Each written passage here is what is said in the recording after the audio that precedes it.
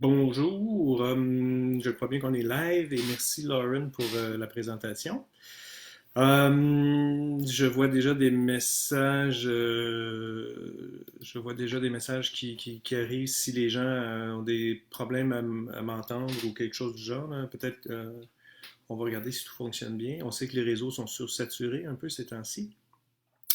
J'attendrai juste une petite confirmation de la part de peut-être Lauren. On est à distance, on travaille à distance.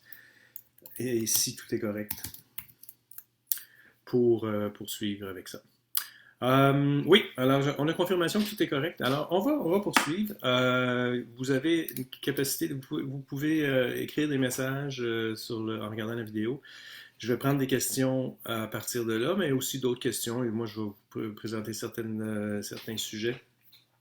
Et suite à des questions qu'on a eues aussi, on a fait la même présentation en anglais, ou une présentation en anglais hier. Il y avait des questions qui sont arrivées à ce moment-là, puis moi j'en ai d'autres aussi il y en a d'autres qui sont arrivées, donc on va partager ça. Pourquoi une rencontre Facebook Live? En passant, j'ai dit merci à Lauren, mais Lauren va débuter avec nous à temps plein au début mai. Et elle va être la personne qui va être responsable des communications avec les membres. Et vous avez vu, elle fait un très bon ouvrage en ce moment, puis elle s'occupe des médias sociaux et c'est elle qui répond aussi aux questions quand vous en avez et que vous écrivez qu'au post sur Facebook. C'est Lauren qui s'occupe des réponses et de regarder, de vous répondre. Donc, pourquoi est-ce qu'on fait ça aujourd'hui? Puis là, excusez, je vais me détourner pour lire et regarder mon autre écran parfois et mes questions. Euh, Pourquoi est-ce qu'on fait ça? Ben, c'est parce on n'a pas beaucoup de chance et on n'en aura pas non plus dans les prochains jours et pour peut-être semaines à se promener un peu partout et à rencontrer les membres. Alors, c'est probablement le moyen le plus facile d'aller directement à vous et de répondre à vos questions et de pouvoir échanger un petit peu. Malheureusement, c'est pas bidirectionnel et on n'a pas choisi ce médium-là pour l'instant. On se fait les dents un peu sur ça. On avait le magazine ou le journal avant, le magazine. Ensuite, le site web qui est changé, notre infolette qui est aux semaines. Puis là, ben ça c'était un super de beau médium que je trouve le fun. Mais moi, j'aime beaucoup interagir avec les membres et j'aime ça quand les gens posent des questions et on puisse lire le non-verbal. En ce moment, le seul non-verbal que j'ai, c'est moi-même. Je veux avoir de vos questions. Ne vous gênez pas de m'en envoyer. Donc, pourquoi on fait ça? C'est pour interagir et pour pouvoir discuter avec les membres et vous informer. Le fait qu'on ait aussi le bureau est en ce moment évidemment fermé. On est tous à la maison. Et puis, euh, autant pour Angela qui est au membership, qui répond encore au téléphone, Jean-Claude, Lauren, moi, on travaille tous, et Tania qui est aux finances, on travaille tous à distance à la maison. Alors, on est capable de faire ça, on est capable de vous répondre et d'interagir encore avec les membres, mais quand même, c'est de vouloir vous informer, c'est ce qu'on veut faire. Donc, le bureau fonctionne toujours à 100%. Tout est là.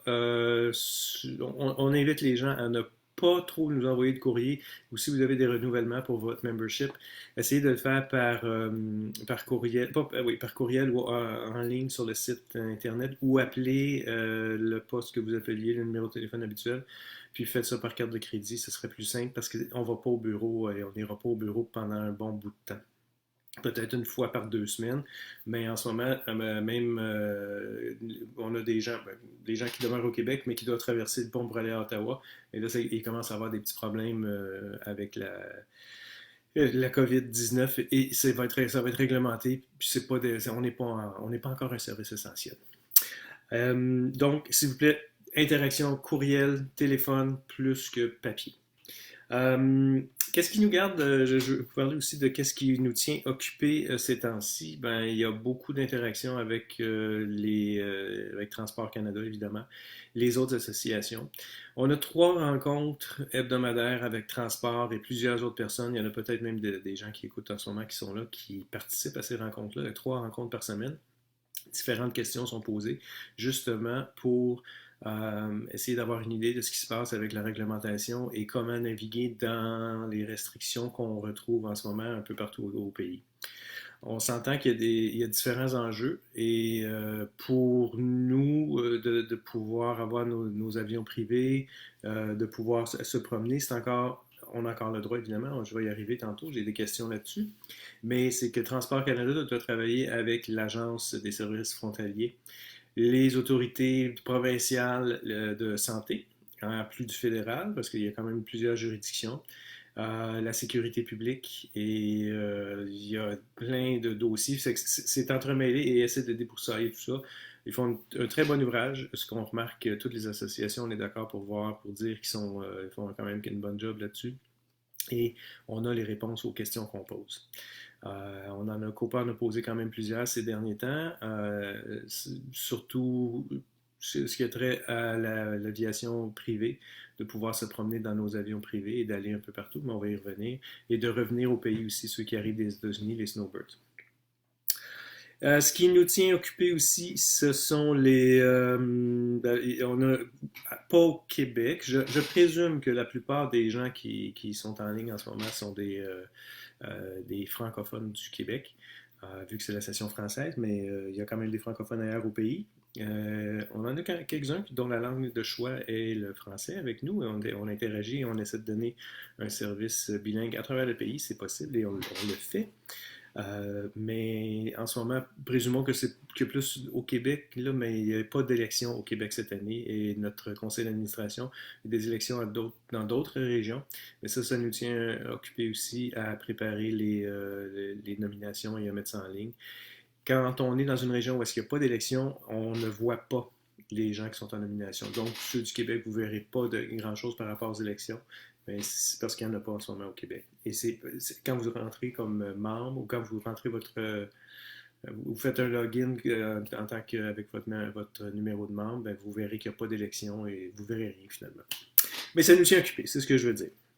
Euh, L'autre point, ce dont je veux parler, on va parler, c'est pas nécessairement sur la COVID-19, puis je veux pas en faire un gros plat. Ce que je veux, c'est tester les fonctionnalités, voir comment vous appréciez, comment les gens apprécient en ce moment ce médium-là, et de pouvoir communiquer comme ça. Donc, je veux pas que ce soit trop long, je veux pas que ce soit plate. On va laisser le document en ligne, après la diffusion. Lauren va mettre ça là et vous pourrez retourner le voir par la suite. Fait que pas juste COVID, si vous avez des questions, là, parlons d'autres choses. J'en vois qu'il arrive certaines questions, là. Mais oui, mise à jour des connaissances, puis une exemption donnée par transport pour les certificats médicaux, on va en parler. C'est Gilles Lambert qui me pose la question. Je vois vos noms aussi, hein, si vous êtes là, puis vous me posez la question. Puis je garde pas ça secret. Donc, j'ai dit mon introduction là-dessus. Les questions, je vais aller aux questions, puis par la suite, si vous en avez d'autres, vous m'en envoyez. Euh, voilà. Qu'est-ce qu'on a eu comme question? On en a eu une vingtaine, et voici. Là, ça touche. Il y en a certaines qui touchent la COVID, puis d'autres peut-être pas, mais on va commencer avec ça. Une des questions, c'est que je vole, j'ai une licence de pilote privé, je vole seul ou avec des membres de ma famille.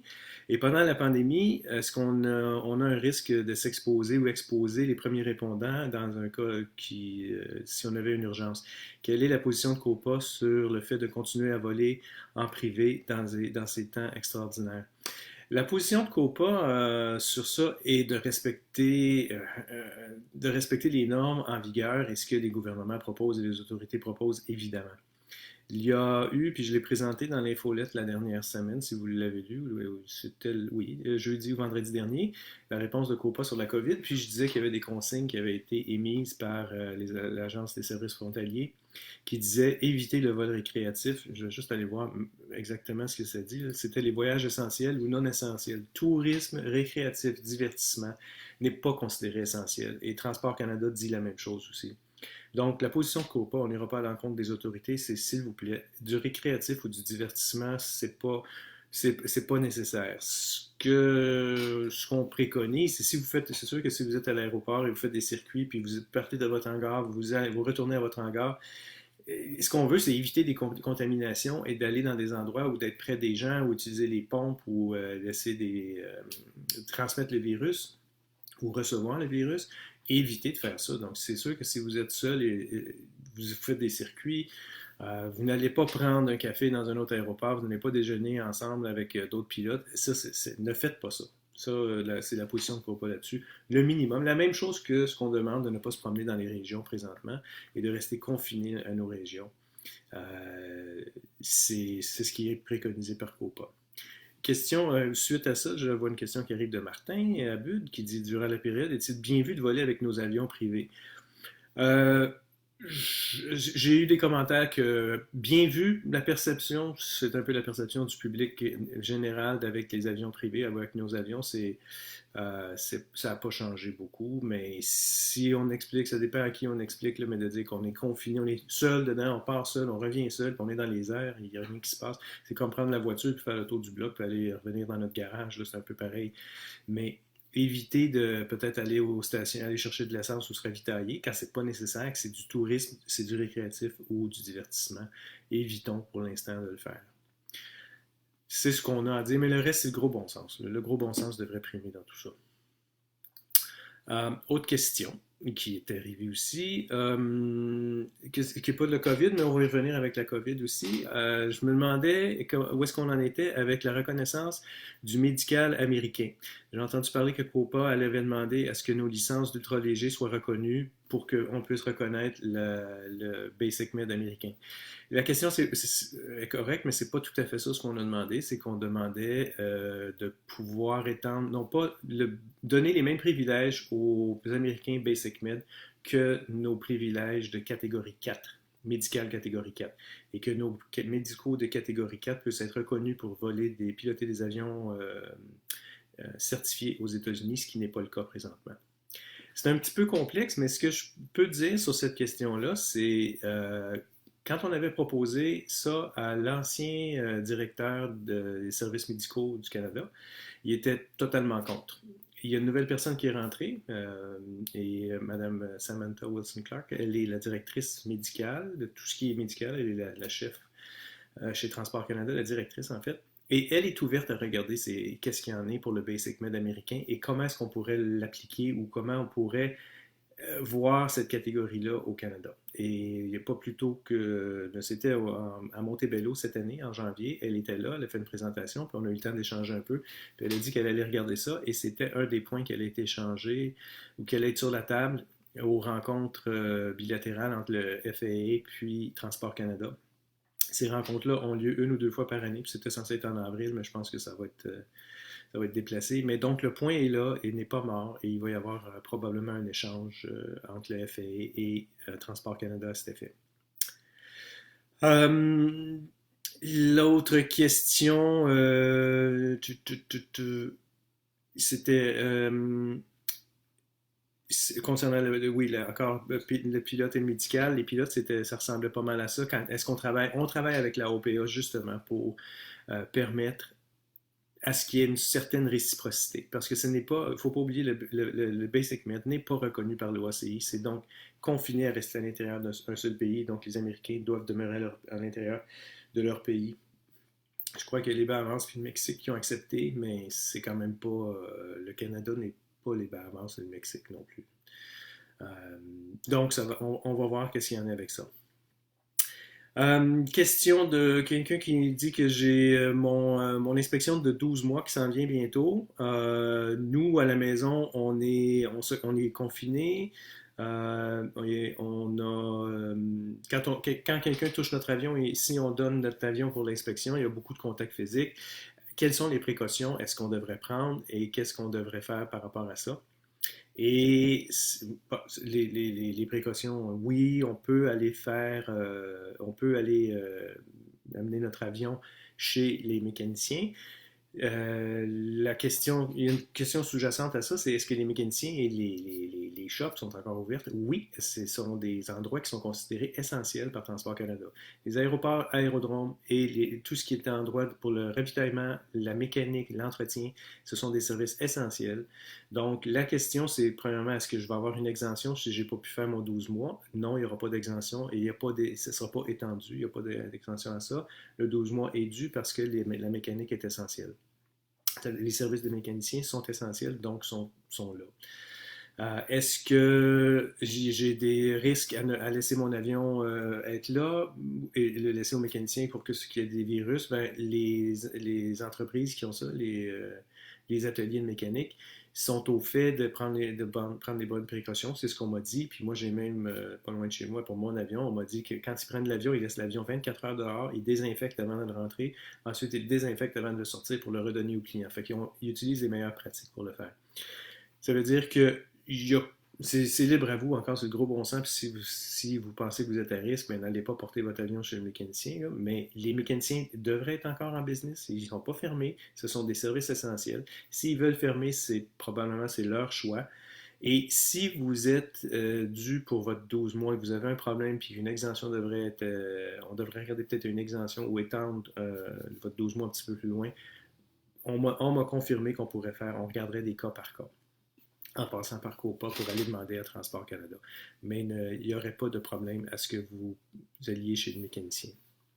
La réponse officielle c'est par Transport, justement pour le 12 mois, c'est il n'y a aucun besoin qui a été identifié pour exempter ou étendre la période de 12 mois parce que les AMOs, puis c'est le terme anglais, puis les mécaniciens, les AMEs, oui, les mécaniciens sont identifiés comme étant essentiels et devraient tous être là encore. L'autre question, c'était de demander au ministre, je ne sais pas s'il y en a plusieurs qui sont IFR qui écoutent en ce moment, mais c'était d'étendre la période de 2 ans pour le IFR, pour le IPC, Instrument Proficiency Check. On a demandé à ça, et la réponse de transport, c'est non pour l'instant, parce qu'il y a plusieurs moyens de demeurer current et courant. Et le moyen, c'est soit les 666 que ceux qui sont IFR connaissent. Et en général, quand il y a une date qui arrive, vous allez arriver à votre date que vous devez avoir faire votre currency, votre Instrument Proficiency Check. Ben, c'est une date que vous connaissez et de se préparer d'avance, c'est possible. Puis de 90 jours avant la date d'arrivée de ça, vous pouvez faire votre vol et c'est votre date de 90 jours qui est encore en vigueur. Donc, si vous étiez dû le 1er avril, comme hier, vous auriez pu le faire à partir du mois de janvier. Et ben, 90 jours avant le 1er avril, dans les 90 jours de 2020. Et ça aurait été valide. Le 1er avril aurait été votre date butoir pour la prochaine fois aussi en 2022. Donc, c'est une date qui se prépare. Et l'autre point important, c'est que ce sont des aptitudes qui se perdent selon le transport et le Bureau de la sécurité des transports. Et c'est quelque chose avec lequel ils ne veulent pas jouer. Ils ne veulent pas étendre cette période de validité-là au-delà de ce qui est nécessaire parce que ce sont des aptitudes qui se perdent. S'il y a quelqu'un, encore une fois, ça m'a été mentionné, s'il y a quelqu'un qui a quelque chose et ça lui cause un problème ou il y a un enjeu avec ça, ce sera du cas par cas et on pourra le regarder pour me demander de l'adresser directement à Transport. Alors, vous pouvez nous contacter, Jean-Claude ou moi, ou vous écrivez à Lauren ou vous écrivez à COPA et on pourra le regarder, c'est du cas par cas. Une autre question aussi, c'est est-ce que COPA pourrait demander une extension comme genre 90 jours à Transport Canada pour les qualifications d'instructeurs de vol, telles que les catégories 4 ou les autres catégories. On ne demandera pas ça parce que les écoles de pilotage ne sont pas déclarées, ne sont pas essentielles. C'est officiellement non essentiel, donc il n'est plus censé avoir d'instruction en ce moment. De faire la distanciation sociale dans un 152, c'est assez difficile. Je ne ferai même pas de farce avec ça, comment on peut le faire, mais en fait, non. Donc, les écoles de pilotage ne devraient plus fonctionner. Et COPA n'est pas pour ça. On a vu quelque chose qui est arrivé, j'ai vu quelqu'un qui nous a dit qu'il y a une école de pilotage en quelque part qui se vantait de dire qu'il prenait toutes les précautions à bien astiquer les avions, puis nettoyer, puis enlever tout ça, mais qui continue encore. Je pense que ça, socialement, c'est pas acceptable. Et on n'est pas pour ça. Une autre question qui est intéressante, c'est les certificats médicaux qui expirent. Premièrement, ben là, Martin, j'ai vu ta question. Non, pardon, c'est Gilles qui a envoyé la question. Est-ce qu'il y a une exemption donnée par TC comme pour les certificats médicaux, ça tu sais qu'il y en a une. Puis la mise à jour des connaissances, il va peut-être en avoir une. On va en parler, mais ce n'est pas. Je vais y revenir tantôt. Les certificats médicaux, oui, il y a eu une exemption qui a été donnée. C'est un peu l'exemple qui est donné souvent. Là, cette fois-ci, c'était par rapport aux assurances. Est-ce qu'un certificat médical expiré qui vit ou survit sur une exemption, est-ce que l'assurance va reconnaître ça? Et la question de ce membre-là, Gord Tessier de St. Catharines en Ontario, nous demandait ça. Et j'aimerais ça qu'il le dise spécifiquement. Et la réponse est oui. Hier, sur l'appel, il y avait notre souscripteur de AIG qui était sur l'appel puis qui nous a confirmé, j'ai un courriel qui dit que oui, ils vont suivre. Et en général, les assureurs suivent ce que la réglementation dit. Et si la réglementation dit on donne une exemption qui étend la validité du certificat médical, alors ça suit ça et on a confirmation que oui. Donc, si votre médical est échu, vous avez un pépin, puis l'assurance dit votre médical est échu, non, ça suit la réglementation. Donc, il n'y a pas d'inquiétude là-dessus. Question concernant la chute. Je reviens à c'est autre chose que le COVID en ce moment, là. Et il y avait une question de la chute qui était fermée pour il y a quelques jours, peut-être une semaine ou deux, l'aéroport de la chute, l'aérodrome de la chute, a été fermé. Ensuite, je pense que c'était un PPR 24 heures. Ensuite, un PPR, bon là, j'ai appelé la ville, on a essayé d'échanger là-dessus. Et justement, l'échange a été fructueux parce que après ça, ça a été un PPR 6 heures. La raison pour laquelle la ville, c'est avec des discussions avec Transport, ce qu'on a eu, et que Transport va s'en occuper. La raison que la ville disait on peut le fermer, c'est parce que ce n'est pas nécessairement un vrai aéroport, c'est un aérodrome. J'ai compris que la définition n'était pas claire et que peut-être Transport, en disant que les ports et les aéroports sont essentiels et doivent rester ouverts, ce n'est pas la bonne chose et ils doivent mentionner aérodrome. Donc, ils vont probablement revoir le vocabulaire face à ça. En ayant discuté avec la ville de la Chute, c'est là qu'on est arrivé à un 6 heures de PPR, mais c'est probablement ce qui va se passer ou plus se passer dans les autres aéroports et aérodromes. Ne pas oublier qu'ils sont essentiels et peuvent et devraient rester ouverts. Mais s'ils n'ont pas la main-d'œuvre pour les maintenir ouverts, ben à ce moment-là, et que les gens sont à risque et il y a un coronavirus. Je veux dire, c'est la main-d'œuvre qui va dicter s'ils peuvent avoir les gens en place ou si l'aérodrome va demeurer ouvert. Il peut y avoir des services réduits, il peut y avoir des services modifiés, mais l'important, c'est si vous allez voler pour une raison qui est valide, service essentiel, peut-être vol d'espoir. Il y a peut-être des pilotes qui écoutent en ce moment qui sont avec vol d'espoir. Je ne sais pas si les vols sont ont encore lieu. Peut-être que oui, peut-être que c'est considéré des évacuations médicales. Je n'ai pas la réponse, je n'ai pas vérifié avant. Là. Mais si vous devez vous déplacer, vérifiez les NOTAM. Les NOTAM qui existent aux aérodromes où vous allez aller. C'est vraiment la meilleure chose que vous pouvez faire. Donc, est-ce que c'est normal que les aéroports ferment? Ce n'est pas. C'est les opérateurs des aérodromes qui décident, qui ont le dernier mot finalement là-dessus, mais c'est un service essentiel. Il devrait demeurer ouvert. Autre question par rapport justement au NOTAM, est-ce qu'il y a une exigence pour qu'un gestionnaire d'aéroport émette un NOTAM sur la possibilité de manque d'essence ou de fuel à son aérodrome ou l'incapacité d'en donner ou de pouvoir, manque de main-d'œuvre? Il n'y a pas une réglementation à cet effet. Il n'y a pas une loi qui dit vous devez, mais en même temps, et les notables ne sont pas émis par Transport Canada, sont émis par NAV Canada. C'est les opérateurs d'aérodromes qui vont soumettre ça à NAV Canada, qui ensuite ça s'en va dans le fichier des notables. Donc, il n'y a pas de réglementation. En tout cas, j'en ai pas trouvé, puis il n'y en a pas pour l'instant que j'ai pu voir. Mais la réglementation, c'est juste c'est pas la réglementation, mais l'opérateur de l'aéroport a un volet sécuritaire. Il doit maintenir la sécurité de l'aéroport, de l'aérodrome, et les notables en font partie. Donc, ce serait de la bonne gestion et de la bonne gouvernance de l'aérodrome de pouvoir émettre les notables à l'effet qu'il n'y a pas d'essence ou qu'il n'y en aura pas. Mais il n'y a pas de réglementation comme telle. Si, en passant, les gens qui sont il y en a quelques-uns à l'écoute, là, et ceux qui écoutent, puis si vous avez une réponse à quelque chose, vous pouvez me l'envoyer, je vais la partager si je n'ai pas la bonne réponse. J'apprécie la critique ou me faire corriger. Il y en a beaucoup qui en savent beaucoup plus, ça c'est certain.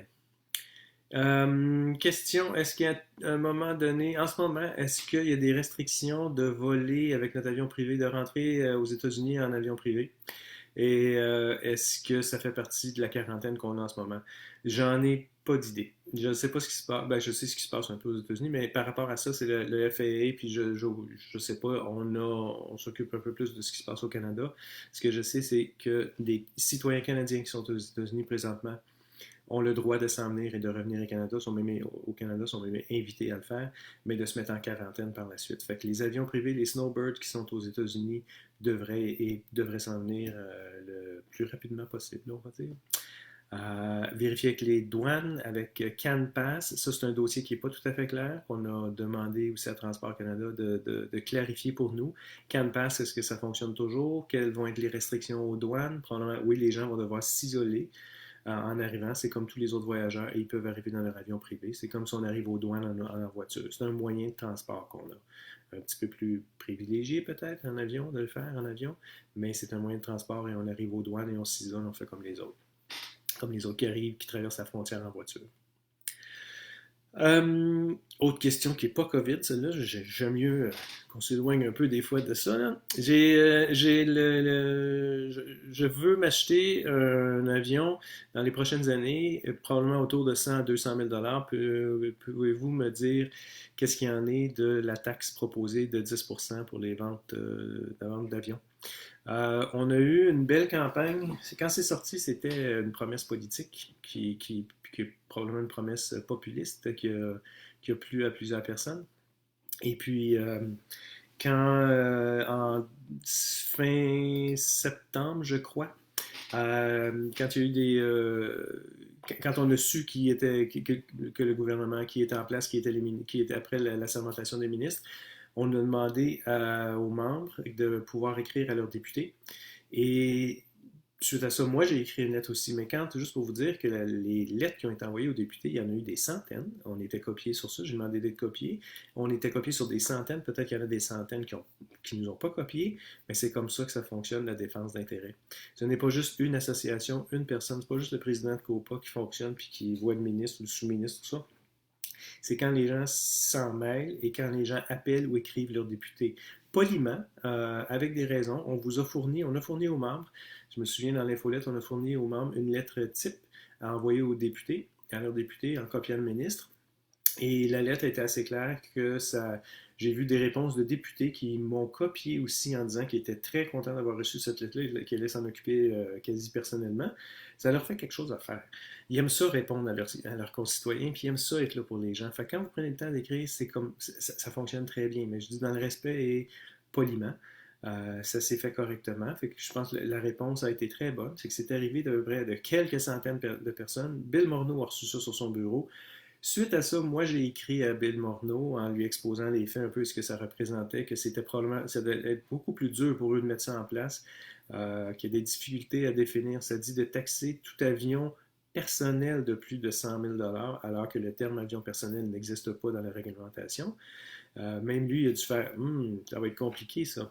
Fait que suite à ces envois-là, la réponse qu'on a eue il n'y a pas longtemps, et on l'a publié dans notre infolette, c'est pas évident, là, mais il y a un paragraphe me laisse, je demeure optimiste avec ça. C'est qui dit que, ouais, ben, eux autres, ils mesurent l'efficacité d'une taxe ou d'imposer un nouveau barème de taxation basé sur l'efficacité de la mise en place et le retour sur l'investissement, disons. Et la dernière phrase de ce paragraphe-là était quelque chose comme merci beaucoup de nous avoir éclairé sur ça. Ça va nous aider à cet effet. Là, en tout cas, ça ressemblait à ouais, on n'avait pas vu tous les côtés de la médaille. Je dis pas que ce ne sera pas fait, mais la taxe de 10%, je pense qu'elle va être placée sur le rond d'arrière pour le back burner, comme on dit, pour un bout de temps. C'est ce que j'espère. Donc voilà pour le 10%. Si jamais on a vent de quelque chose qui s'en vient, on entend par rapport à que ça va peut-être être dilué dans un bill omnibus, ça d'épais, là, avec oups, la petite affaire qui change la réglementation ou la taxe, là, on est à l'affût de ça. Il y a d'autres associations qui vont nous en parler aussi. S'il y en a qui sont au courant de ça, mais nous, on garde tout ce qui sort, tout bill, tout ce qui sort aux communes, on essaie de jeter un coup d'œil là-dessus, tout ce qui peut affecter l'aéronautique. Et si jamais ça se reproduit avant que ça aille en lecture, on va demander votre aide encore pour pouvoir aller voir nos députés. Et de pouvoir le faire, de faire des campagnes de lettres comme ça et d'information ou d'aller cogner à la porte des députés. Ça fonctionne toujours bien. Autre question. Qu'est-ce qui arrive avec CanPass? Il y en a plusieurs que ça fait plusieurs. Il y en a que ça fait plusieurs mois qu'on attend. Je n'ai pas de réponse à ça. Hier, j'avais la rencontre avec. On était 300 sur l'appel, là, je pense. On avait la rencontre avec Transport Canada et je posais la question de qu'est-ce qui peut se passer avec CanPass. Je vous dis la réponse qu'on nous a donnée. Et c'est d'autres départements qui regardent et qui travaillent avec CanPass, d'autres que l'aviation civile. Il y a d'autres choses. Chez Transport, c'est parce que CanPass, c'est pas juste bon pour l'aviation, c'est aussi toutes les entrées, euh, je pense que le rail peut-être, mais en tout cas, CanPass, c'est pour pouvoir rentrer facilement au Canada. Des gens préautorisés. Fait que l'aviation civile de Transport Canada va se faire informer puis ils vont nous revenir avec ça. Il n'y a pas d'autres choses par rapport à CanPass. Je reviens aux questions posées. On me fait signe qu'il y a d'autres questions qui sont arrivées, c'est parfait. L'ADSB au Canada, est-ce qu'on pense avoir ou ne pas avoir à mettre la diversité d'antennes, donc l'antenne en haut vers les satellites? Euh, non, je pense pas. J'ai vu les résultats, les essais qui ont été faits avec l'antenne en bas. L'ADSB aux États-Unis, ça a été implanté au sol. C'est le seul pays qui le fait comme ça. Et tout le reste du monde, ça va être probablement satellitaire. Il y en a certains qui vont peut-être en faire au sol, mettre des stations au sol, mais ce n'est pas la raison d'être. Il y en a qui vont, c'est dépendant de la grosseur du pays. Si ça prend 3 stations pour le sol, c'est correct, là. Comme la Suisse, là, peut-être, je ne sais pas. Mais au Canada, c'est impensable et d'autres pays non plus. Beaucoup se sont abonnés et vont prendre les services de Aireon, qui est l'ADSB satellitaire et non pas là. On a vu les tests des avions qui étaient avec l'antenne sous l'avion, l'ADSB, donc l'antenne de transpondeur, et comment les satellites les percevaient. Et ce qui est arrivé, c'est que le signal se perd et des fois il se perd pour plus d'1 minute. Perdre pour plus d'1 minute, ça veut dire qu'il n'y a pas de séparation IFR, ça veut dire que ces avions-là ne peuvent pas, si on regarde juste ce que le satellite voit, parce qu'éventuellement, s'il n'y a pas de radar au sol, c'est le satellite qui va guider, qui va donner le signal au contrôleur aérien. Donc, ce n'est pas assez, ça ne répond pas à la norme ADSB qu'on veut pour la séparation IFR. Par contre, pour du vol VFR, du suivi de vol, pour être vu, dire ah oui, je vous ai sur le radar, c'est correct. Ça va être correct quand ça va juste être les satellites. Ce n'est pas demain que ça va être juste des satellites. Ce n'est pas demain que l'ADSB va être strictement satellitaire pour notre aviation générale. Si vous vous souvenez, on parlait il n'y a pas longtemps, peut-être après 2023, c'est déplacé, ça va être après ça. Parce que même pour l'ADSB, pour les plus gros porteurs, il n'y a pas de mandat encore de défini. Ça va être repoussé pour un petit bout de temps, peut-être pour les plus gros porteurs, 6 mois, 1 an, mais l'aviation générale, c'est pas encore là. Et Copa n'est pas encore derrière l'ADSB pour dire oui, oui, ADSB. Ce qu'on veut, c'est que oui, on sait que c'est très sécuritaire, mais ça coûte encore cher à mettre l'ADSB. Notre point de discussion avec ça, je m'étends un peu plus que l'antenne, désolé, mais le point pour nous, c'est donnez-nous-en pour notre argent. Donnez, je parle à Transport, à Nav Canada et aux gens qui vont faire la réglementation. On veut en avoir pour notre argent avant d'installer quelque chose d'ADSB dans notre avion. Soit un suivi plus rigoureux, et possiblement de remplacer les balises de détresse, les ILT. Ceux qui ont suivi ce que je fais et ce que j'écris, j'avais écrit dans la presse déjà là-dessus, suite à l'événement du président de Savoura. Les balises de détresse qui ne se déclenchent qu'à 62%. Et oui, ça prend quelque chose pour complémenter les balises. Et pour les supporter, c'est la ceinture puis les bretelles, oui, ben ça prend les bretelles. C'est ça que ça prend. Fait que l'ADSB satellitaire qui va pouvoir faire quelque chose comme les balises de détresse, c'est en branle. Le développement est en train de se faire. Ça, je sais que c'est en train de. Ça va s'activer. Ce n'est pas très cher. Et ça va être ceux qui vont avoir de l'ADSB puis qui vont être vus par les satellites, ben, le programme est en train de se développer pour pouvoir détecter qu'il est arrivé quelque chose et remplacer le système de balise. Pas remplacer, complémenter, mais jouer un peu l'équivalent d'un système de balise. Encore là, j'ai hâte de voir qu'est-ce que ça va nous donner, qu'est-ce que ça peut remplacer dans nos avions et combien vont coûter ces systèmes-là qui vont être en place. Donc, nous autres, on regarde ça, on est vraiment, on est dans on est sur le sideline, là, on est dans l'aréna, puis on regarde ce qui se passe à la patinoire, mais on essaie d'influencer aussi ce qui est là. Et des fois, on va sur la glace avec les gens comme NAB et Transport pour pouvoir influencer ce qui va se passer pour notre aviation à venir. Et surtout la DSB, qui est important. Parce qu'on va l'avoir, on ne se le cache pas, c'est sûr, on va l'avoir, mais à quel prix? Et il y a encore là des négociations qui arrivent de est-ce qu'on va se faire aider financièrement pour le faire? Et c'est très possible. C'est drôle qu'il n'y ait pas d'interaction, il n'y a personne, je suis tout seul, puis je suis sûr qu'il y a des mails qui se lèveraient en quelque part pour jaser, puis dire j'ai entendu parler de ci, j'ai entendu parler de ça. Gênez-vous pas d'écrire aussi. Hein. Question sur l'environnement et notre capacité de voler de manière récréative. Finalement, les changements climatiques et qu'est-ce qu'il y en est là, le COVID, la pandémie, les résultats, tout ça, l'activité humaine. Est-ce que COPA, quelle est notre position et qu'est-ce qu'on fait pour, encore, parce qu'on a toujours à justifier notre existence auprès du public ou de certaines personnes de dire ah oui, on vole avec nos avions privés pour le plaisir, pour ci, pour ça. L'interprétation qu'ils en font n'est pas la même que ce que nous on a. Mais comment est-ce qu'on va s'y prendre et qu'est-ce qu'on fait COPA pour s'assurer qu'on puisse être vu quand même correctement, comme environnementalement correct? C'est arrivé, ça a été amené lors d'une discussion au conseil d'administration en octobre dernier, mais c'est quelque chose que je proposais de allons-y donc pour mesurer notre empreinte environnementale avec l'aviation générale. Qu'est-ce qu'il y en est? Et pour la bonne conscience aussi de tous et chacun, qu'est-ce qu'on peut faire pour compenser avec ce qu'on fait. Fait que les mesures qui ont été prises, j'ai vérifié auprès de la OPA et nos associations sœurs en Europe, eux sont un peu avant-gardistes par rapport à nous. Il y a des choses qui ont été faites, il y a des mesures qui ont été prises, mais encore, c'est pas clair, puis plusieurs interprétations peuvent être données, mais la question qui m'a été posée, c'est quelle est la position de COPA? C'est on sait, on doit être à l'avant-garde de ça et arriver avec des réponses un peu toutes qui sont préparées. Ceux qui sont sur l'appel, ou précédemment, vous savez que j'étais aussi avec Aviateur Québec.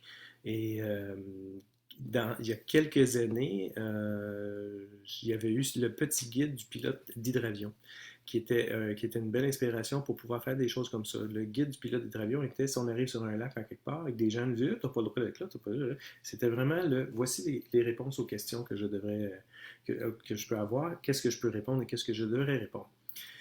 Ce serait la même chose. J'ai l'intention et je veux travailler à quelque chose de la même chose pour l'environnement ou que quelqu'un dirait vous savez, vous polluez, vous autres. Hein? Ben, ce qu'on dit en anglais, là, un cheat sheet, là, une feuille réponse là, de ce qu'on peut avoir. Qu'est-ce qu'on répond à des gens qui nous posent des questions par rapport à l'environnement? Ce serait ce même scénario-là que je veux présenter que ce qu'on avait pour le guide des pilotes d'hydravion. C'est dans ce sens-là. On sait qu'on doit faire notre part et au moins pouvoir la défendre correctement. Autre question. Est-ce que COPA développe quelque chose, un programme similaire pour les adultes que COPA pour les jeunes? Ben, il y en a un, puis ça s'appelle Découvrir l'aviation générale, et c'est de pouvoir amener un autre adulte avec vous en avion.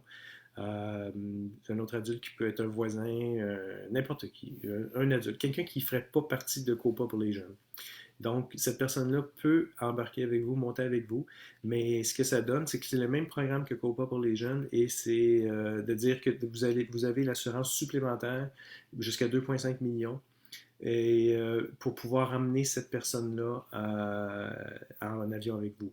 Mais vous devez vous inscrire juste avant le vol. Fait que c'est un programme où quelques jours, ou même juste avant d'embarquer, là, par téléphone, j'embarque la personne, parfait, c'est telle personne, on s'en va voler, pouf, c'est tout. Vous avez l'assurance supplémentaire, vous avez la protection de ça. Et si la personne est intéressée de suivre un cours, vous pouvez juste faites un X après le vol. Oui, la personne veut suivre un cours. On offre, il est en anglais pour l'instant, on travaille à le traduire mais c'est le cours de pilote privé en ligne gratuit. On offre gratuitement le cours de pilotage de pilote privé en ligne. C'est gratuit, mais c'est juste en anglais pour l'instant, désolé. Et c'est offert à tous les jeunes de 14 à 17 ans qui font COPA pour les jeunes, et c'est offert à tous les adultes aussi qui embarquent avec Découvrir l'aviation générale que vous trouvez sur notre site web dans Voler au Canada. Je crois que c'est là-dedans, là, Voler au Canada, Découvrir l'aviation générale. Vous allez voir les détails là-dedans pour vous inscrire et inscrire votre personne. Je continue. Là, je peux même pas m'interrompre moi-même. Ça, c'est le fun. Il n'y a personne qui. Il y avait une autre question. Bon, je l'ai annoncé, je quitte au début juillet. Et il y a une question qui est arrivée hier que je reprends aujourd'hui pour vous. Là. Quels sont les buts et les attributs de mon ou ma successeur? Qu'est-ce que je vois comme attribut nécessaire? Ben moi, ce que je vois, c'est vraiment de pouvoir établir des relations et de maintenir des relations. Le poste que j'ai là est beaucoup basé sur les relations, très peu sur la technique et la connaissance de la réglementation. Ce n'est pas ça qui est l'important, je pense. L'important, c'est de pouvoir établir et de maintenir un dialogue, des discussions et de faire avancer l'aviation générale au pays et de maintenir les droits acquis qu'on a là. C'est ce que je vois. Je ne veux pas m'étendre plus sur le sujet.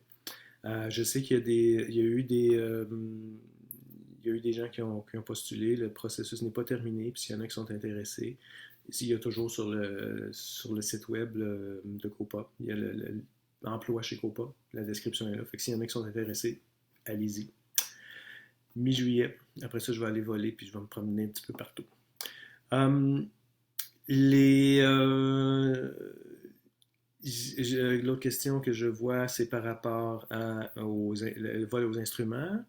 Donc, j'en ai parlé tantôt, qu'il n'y aura pas d'extension pour ça, et ce n'est pas vu comme tel parce que les aptitudes de voler aux instruments c'est une aptitude qui se perd et le BST avait considéré que c'est pas sécuritaire. Euh, une autre question qui, je c'est pas, ça vient d'hier aussi, c'est concernant une école de pilotage qui vient de, c'est Rockcliffe, là, pour ne pas le nommer, qui dit, vu qu'on est fermé et que la seule source, l'école de pilotage est notre seule source de revenus, et que l'aéroport de Rockcliffe existe parce qu'il y a un club de pilotage à Rockcliffe, est-ce que Copa va défendre les intérêts de Rockcliffe et supporter pour que on ait des fonds du gouvernement pour continuer à opérer l'aéroport de Rockcliffe, qui est un des plus vieux aéroports d'aviation générale au pays? Ma réponse est que ça touche plusieurs volets et ce n'est pas nécessairement juste l'aéronautique. Copa va évidemment vouloir parler pour défendre et garder l'aéroport de Rockcliffe ouvert, mais s'il y a une entité qui est là, puis que c'est cette entité-là qui fait vivre l'aéroport, ben, il y a d'autres programmes qui viennent d'être mis en place, dont perte de 30% du revenu peut être subventionné par le gouvernement. Donc, il y a plein d'autres choses.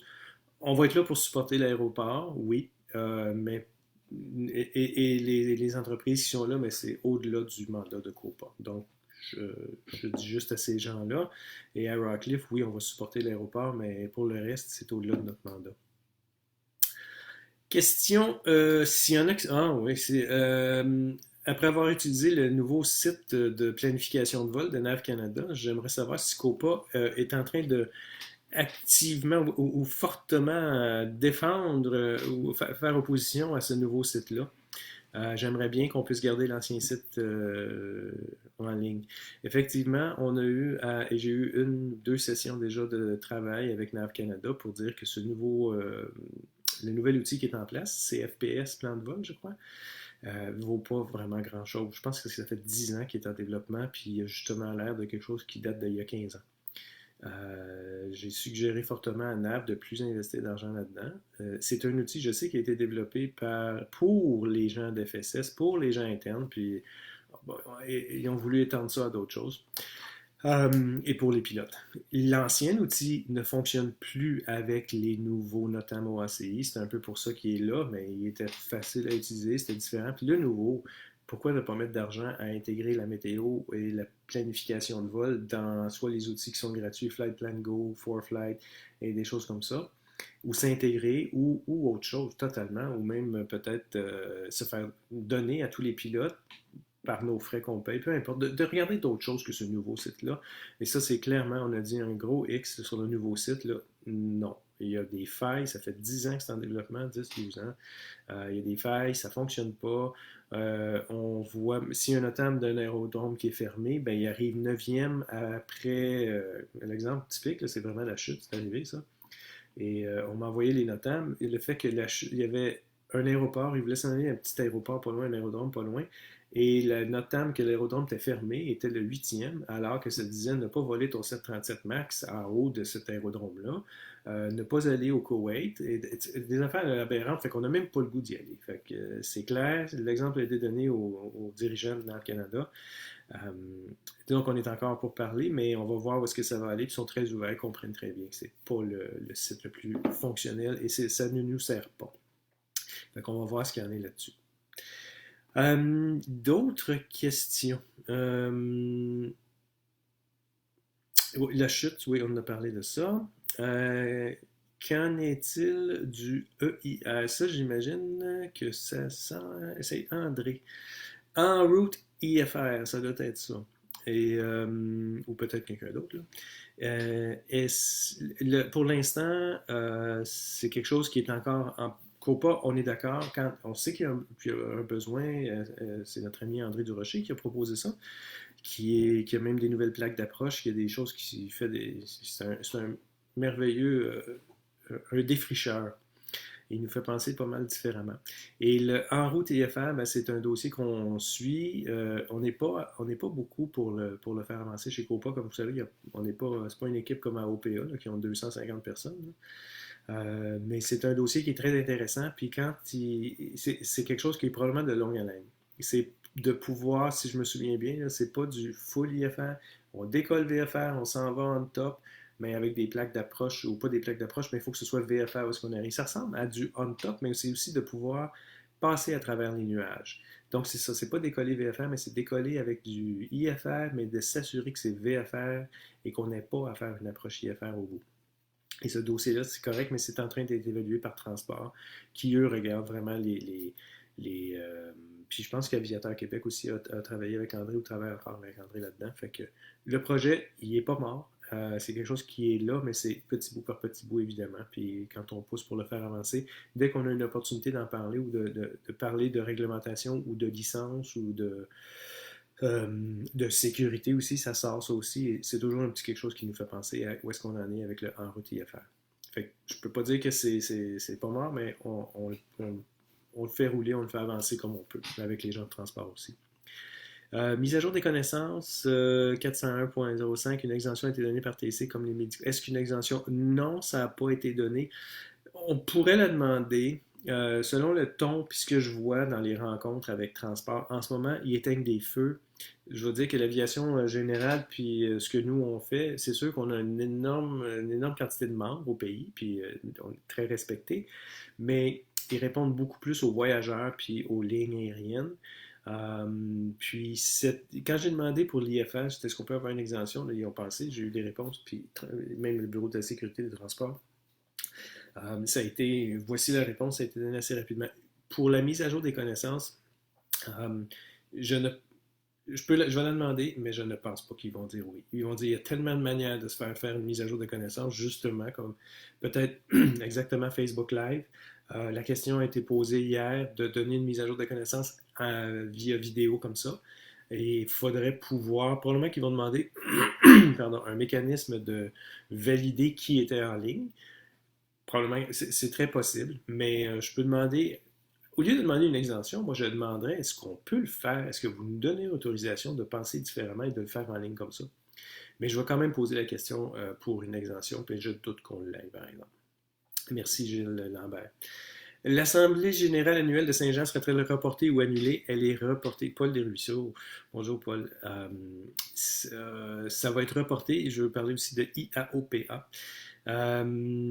Elle est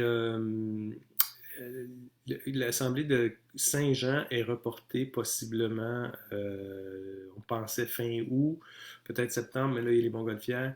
On n'est pas sûr encore quand est-ce qu'on va le faire. Mais oui, c'est reporté. L'Assemblée générale comme telle, non, excusez, je vais corriger. Le Congrès est reporté. L'Assemblée générale annuelle se doit d'être tenue à l'intérieur de 6 mois de la fin de l'année fiscale. Donc, on doit donc le faire avant la fin juin. Elle va être faite via Facebook Live ou elle va être un moyen comme ça, une méthode comme ça. Ça va être en ligne, ça va être du streaming. C'est comme ça qu'on va faire la GA. Et donc, ça va être une présentation comme je fais là. C'est probablement moi, puis on va voir les membres du conseil d'administration qui vont embarquer. On va trouver une autre manière, mais la GA va se faire avant la fin juin. le congrès, le rassemblement, la foire commerciale d'une journée et demie, 2 jours, va probablement se faire. En ce moment, je vais juste valider avec le conseil d'administration la semaine prochaine, mais ça risque fort d'aller à 2021. Parce qu'avec ce qu'on voit, les restrictions qui s'imposent, les montgolfières qui n'auront peut-être pas lieu, essayer de planifier ça. Puis si on n'a pas les commanditaires, puis les gens ne veulent pas nécessairement se déplacer, même si on regarde fin août, ça se peut que ce soit difficile. Fait qu'on va peut-être aller en 2021, Paul. Et là, si je parle de IAOPA, l'international de toutes les AOPA et les COPA de ce monde qui s'en venaient à Montréal en fin juin, c'est aux 2 ans, cette rencontre-là, et là, on a décidé de la reporter en 2021. Ça va s'appeler IAOPA 2021. On parle d'à peu près 175 délégués, donc les présidents et vice-présidents d'associations comme moi de partout au monde. L'an passé, moi, j'étais allé en Nouvelle-Zélande avec ça. Ça fait partie de l'AOPA, IAOPA, pardon, et avec un siège ou un secrétaire qui est à l'OACI pour ce qui est de tout ce qui est aviation privée et aviation générale. Pour ceux qui le connaissent, c'est Frank Hoffman qui est notre secrétaire à l'OACI. Et donc, les présidents d'associations d'aviation générale vont être à Montréal, mais en 2021, c'est reporté. Ça va se faire au Fairmont. Et ça va être une semaine avant Oshkosh. C'est du 19 au 24 juillet 2021. On reporte IAOPA. Donc, on aimerait ça amener le congrès de Saint-Jean juste la semaine avant, si c'est possible. On va essayer de voir si c'est possible. Si ce n'est pas, ben on va replacer le congrès de Saint-Jean. IAOPA s'est déplacé. Dans un contexte, Jean-François Charette, qui est, oui, dans un contexte, ouais, fait qu'on a des non-membres qui sont avec nous ici. N'a pas bonne presse vis-à-vis de l'opinion publique.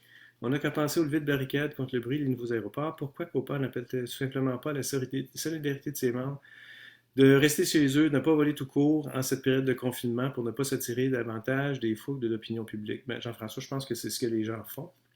Il y a toujours des gens qui sont assez marginaux pour dire oui, je vais continuer à aller à l'épicerie, je vais aller fiancer ma fille, comme on a vu pour le monsieur de la ville de Montréal. Il y en a qui vont toujours être vraiment à part des autres. Et ce qu'on dit, nous, c'est utiliser le gros bon sens, puis je ne vais pas. On demande de ne pas faire de vol de récréatif, de divertissement, justement, puis de suivre les règlements des autorités. Fait que on n'est pas une autorité, on n'est pas un organisme de réglementation, on dit de faire ce que les bons citoyens devraient faire. En général, moi, je ne vais pas voler, les gens que je connais ne volent pas non plus, tout le monde est confiné chez eux, et c'est le gros bon sens qui prime en ce moment, et on n'est pas au-dessus de la loi, on n'est pas au-dessus de la réglementation là-dessus. Fait que on en appelle au gros bon sens des gens, puis de suivre ce que nos autorités disent. Concernant les avions commerciaux et les vols réguliers, le distributeur d'essence doit aviser la direction de l'aéroport et ensuite émettre un notam. Ah, ok, merci Martin. Donc c'est la réponse. Distributeur d'essence doit aviser et ensuite émettre. Ok, ben ça c'est pour si je comprends bien, c'est les distributeurs d'essence si eux ne peuvent pas. Oui, mais si l'aéroport lui-même veut faire quelque chose, ou l'aérodrome il veut faire quelque chose, ben, est-ce qu'il doit émettre un notam? Ben, il devrait, pour la sécurité de tout le monde. Ça fait le tour des questions que j'ai là. Je ne vois pas d'autres questions. Bon, attendez une minute, d'autres questions? Oui, oui, oui, oui. Oui.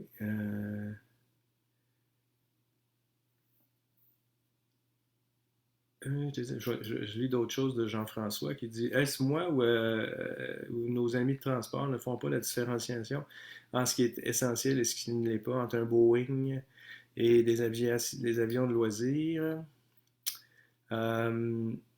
C'est vrai et c'est un petit oubli et c'est à ça que servent des associations comme COPA quand on dit que le communiqué officiel émis le 31 mars est clairement écrit dans l'esprit de l'aviation commerciale et nullement dans l'esprit de la petite aviation. C'est l'aviation, si l'aviation générale compte pour 9,3 milliards dans l'économie du pays, c'est beaucoup. Quand on le rappelle et on le martèle, c'est ah ok oui c'est vrai c'est important, mais ceux qui perdent dans le change là-dedans, c'est des emplois, les 15 000 mises à pied chez Air Canada, les mises à pied chez Transat, les mises à pied un peu partout. Fait que l'économie et ces gens-là ont beaucoup, beaucoup, beaucoup de pouvoir sur toute l'économie. Fait que c'est sûr que, et pour le public aussi, l'opinion publique roule avec que si on n'est pas dans les lignes aériennes, puis on n'est pas capable d'aller au Mexique avec nos avions, on est quoi? C'est juste des jouets pour nous autres. C'est notre rôle, Jean-François, de faire ça et de ramener ça à sa juste valeur dans l'économie canadienne et l'importance de l'aviation générale, parce qu'on a il n'y a pas juste les lignes aériennes, là, mais il y a tous les opérateurs, et même les plus petits, là, même les Noninor, les Air Inuit qui sont quand même assez gros. Mais dans le reste du Canada, là, il y a des centaines d'opérateurs qui ont un ou deux avions et c'est tout. Et ça, c'est de l'aviation générale. Quand c'est pas du 705 ou du 702, ben, ça va être du 702, 703, des choses comme ça, mais quand c'est pas les lignes aériennes qui amènent des passagers sur des vols réguliers, ces opérateurs-là en souffrent beaucoup et oui, l'aviation générale est là. Fait que c'est pas juste les gros porteurs, il y en a beaucoup qui sont affectés. Puis nous, on est là pour remettre les pendules à l'heure par rapport à l'aviation générale et l'aviation de loisirs aussi. Mais je ne veux pas utiliser le terme loisir. J'essaie d'éviter le terme loisir quand on parle, parce que c'est pas juste pour le fun. On est là pour, c'est justement les petits opérateurs. On a nos membres qui sont des opérateurs qui ont deux, trois avions, puis qui ont quand même une entreprise à faire vivre. La petite aviation comme telle, quand on dit ça, c'est considéré aussi petit. Je parle, moi, de l'aviation générale, en général. C'est comme ça qu'on va le faire. Gilles Lambert qui me dit ne pas oublier que les voyages interrégions sont interdits. Ben, effectivement, ça aussi, on dit à nos gens aussi, tu vas pas aller te promener, je vais pas aller prendre un café à Victoriaville. Non, je vais pas faire ça. Rester chez nous, puis de faire ça, on aime mieux rester chez nous pour éviter justement de se promener de région en région et au moins ne pas aller atterrir. Mais si on est, c'est comme je disais tantôt, si c'est comme aller faire le tour du bloc en voiture, ben, on peut bien le faire. Hum, Qu'est-ce que oui, ben oui, Gilles Lambert. Aviateur Québec offre l'application Facebook Vol d'accompagnement pour jumeler offre et demande d'un siège sur un avion. Il n'y a pas d'exclusivité en termes d'association, puis je veux promouvoir aussi que toutes les autres associations qui vont faire la promotion de l'aviation générale, dont Aviateur Québec, en faisant ça, est un excellent moyen de le faire. Donc, vol d'accompagnement, s'il y en a qui veulent embarquer avec quelqu'un d'autre, c'est sûr pas dans ces temps-ci de COVID, là, mais c'est un vol pour pouvoir accompagner quelqu'un en vol d'accompagnement, c'est parfait. Le projet EIR, ça j'en ai parlé, c'est le En route IFR. Je regarde les autres questions. Cornwall organise une mise à jour des connaissances. Oui, les gens, vous pouvez voir les commentaires, je crois. Hein, c'est ça, donc c'est parfait. Euh, Parfait. Michel Chartier. En passant, Michel Chartier est le nouveau président d'Aviateur Québec. Félicitations, Michel. Et merci de participer, merci d'être là. De belles choses à faire et à continuer. Puis Michel qui dit on verra pas un Cessna 150 au IGA. Seulement des Winnebago. Voilà, fait que j'ai pas d'autres questions qui m'arrivent comme telles et des commentaires. J'espère qu'on va pouvoir répéter l'expérience une autre fois, d'une autre manière. Je pense que c'est apprécié. Je vous envoie les commentaires. Idéalement, si on pouvait faire de l'interaction, si c'était en duplex, ce serait encore mieux. Et, j'espère que je sais pas combien on a de personnes qui sont embarquées. Moi, je vois pas le nombre live là, mais j'espère que ça sert aussi à des gens. Le commentaire que ça peut être semblable, oui, on est un pays bilingue et on le fait en anglais et en français. Puis c'est sûr qu'il y a des adaptations qui se font d'une langue à l'autre selon les besoins régionaux. Mais je trouve ça plus facile de le faire une heure dans une langue, une heure dans l'autre langue, plutôt que de parler bilingue pendant une heure. Si vous comprenez ce que je veux dire. Fait que c'est plus simple comme ça. Et c'est sûr qu'en live, quand on est devant un auditoire, ben, ça va être bilingue plus que juste une langue à la fois. Mais bon, on comprend qu'on fait du mieux qu'on peut et on offre les services totalement bilingue aux gens en français. Ceux qui sont justement en ligne en ce moment, assurez-vous d'avoir, si vous voulez bien, là, euh, assurez-vous de choisir le français comme langue pour communiquer avec Copa. J'ai un exemple de cet après-midi. Il y a quelqu'un qui nous a laissé un message qui difficilement expliquait en anglais qu'il voulait qu'on le rappelle. Copa n'est pas une organisation anglophone, c'est une organisation nationale canadienne qui a deux langues. Et vous avez remarqué, si vous avez vu la vidéo de Lauren qui s'est présentée au départ, elle est bilingue, c'est une fille de McGill à Montréal. Moi, les gens qui sont au bureau sont bilingues et c'est pas une association anglophone, on est nationale, donc c'est aussi, on donne des services dans les deux langues. Fait que, voilà, je voulais faire le point. Euh, sur ce, on arrive à notre heure. Puis je vous dirais ben, merci beaucoup. La vidéo va être en ligne. On va la mettre sur notre Facebook ou notre site web aussi. C'est Lauren qui va voir ça. Mais merci. Puis si vous avez d'autres questions, ne vous gênez pas ou des commentaires. On est là pour vous. C'est ce qu'on fait. Merci beaucoup.